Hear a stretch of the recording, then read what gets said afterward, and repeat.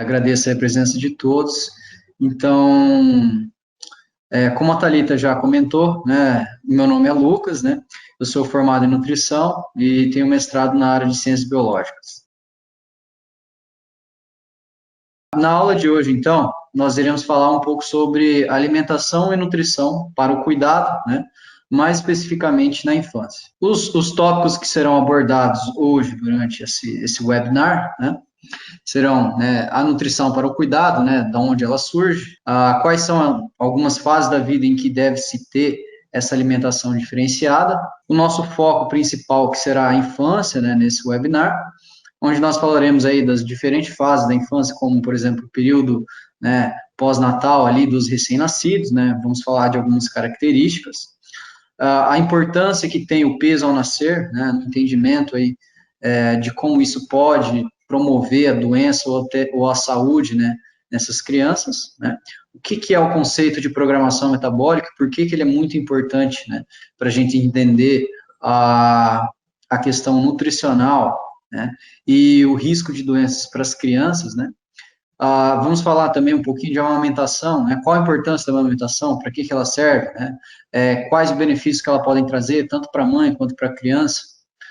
E falaremos também, né, sobre quais são as consequências, quais podem ser as consequências de uma alimentação inadequada durante esse período tão importante da vida, né, do desenvolvimento do indivíduo. Quais são as origens da nutrição para o cuidado, né? A alimentação e nutrição, ela existiu desde sempre, né? Desde que o homem é homem, né? Ele se alimenta. Dessa forma, nós temos que a comida, ela foi atribuída na civilização como uma atividade transformadora do indivíduo, quer dizer, os alimentos, eles deixam de ser simplesmente uma fonte de nutrição e passam a ser, muitas vezes, até medicamentos, podem fazer tratamento para algumas doenças. A religião também, existe uma relação da religião com a alimentação, e nós temos aí registros históricos, né, de 3.000 anos atrás, lá, por exemplo, né, no Egito Antigo, onde eles administravam, né, chicória para os indivíduos que tinham problemas no fígado, né? Então, uma forma de cuidado, né, da alimentação, né, como sendo um agente para melhorar, né, alguma condição de saúde do indivíduo. E mais especificamente aí, em relação, por exemplo, né, à infância e esse período da gestação, nós observamos que lá no passado, né, aproximadamente no ano 27 a.C., lá na Grécia e Roma, alguns médicos, como por exemplo Hipócrates e Galeno, eles prescreviam, né, dietas específicas para os seus pacientes, né?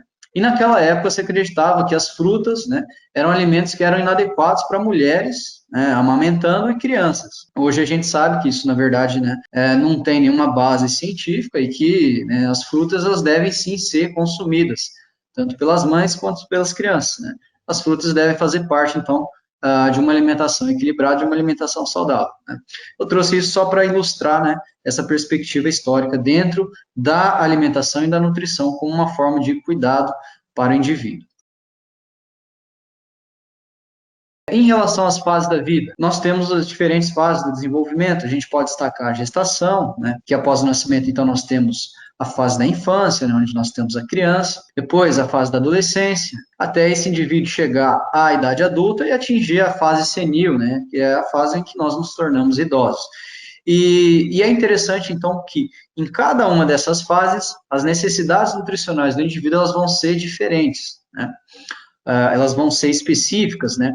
A criança, por exemplo, ela precisa de uma quantidade de micronutrientes, ou, por exemplo, de calorias diferente de um indivíduo adulto. Ou seja, o indivíduo, em cada fase da sua vida e em cada condição de saúde, ele vai precisar de alimentos adequados e balanceados para que ele tenha um bom funcionamento do seu organismo e um bom desenvolvimento, mais especificamente em relação às crianças. Bom, o período da infância, então, durante esse período, né, os hábitos alimentares saudáveis durante a infância, eles são importantes para que nós possamos garantir o crescimento e desenvolvimento adequado.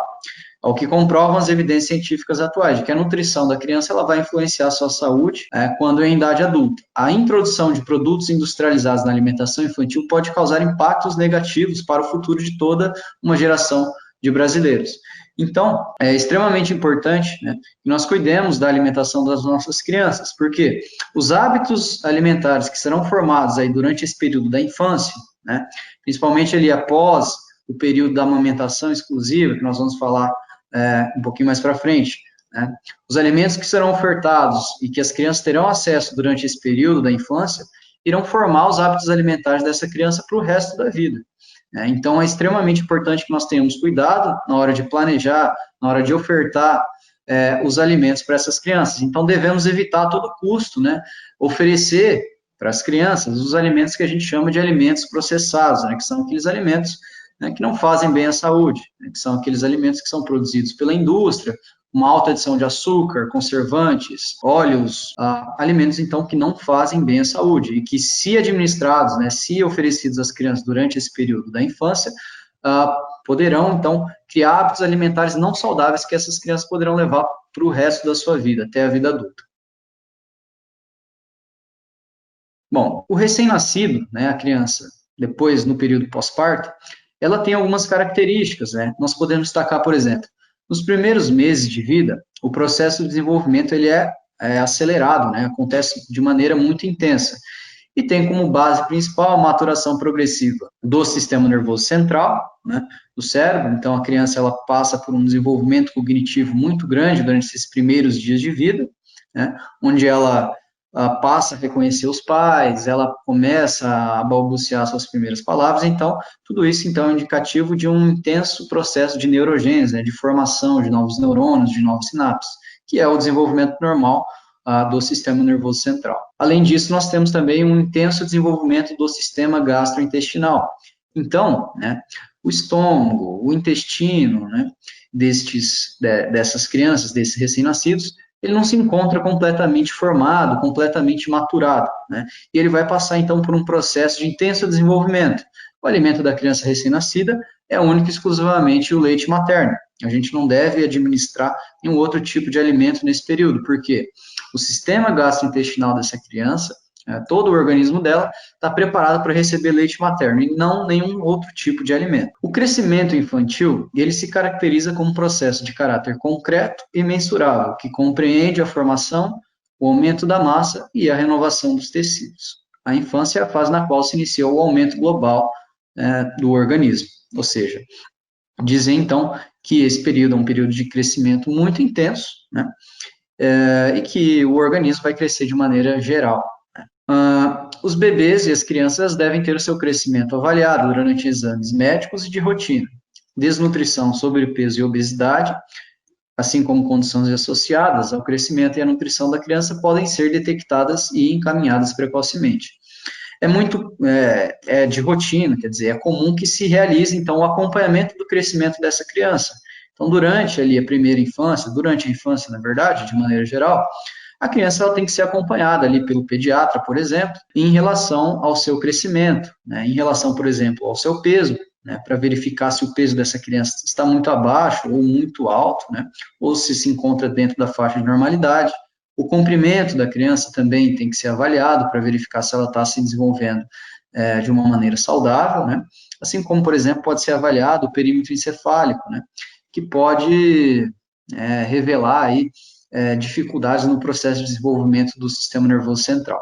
Então, é muito importante que se faça esse acompanhamento durante a infância, né, do crescimento dessa criança. O peso do recém-nascido é extremamente importante, né?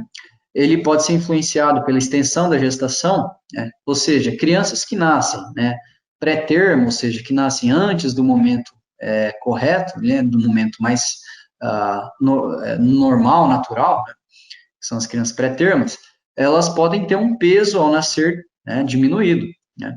Da mesma forma, crianças pós-termo, né, podem ter um peso ao nascer aumentado, quando comparado, por exemplo, com uma criança a termo, né, que é o que a gente diz quando uma criança nasceu no período determinado, né, ali após os 9 meses de gestação.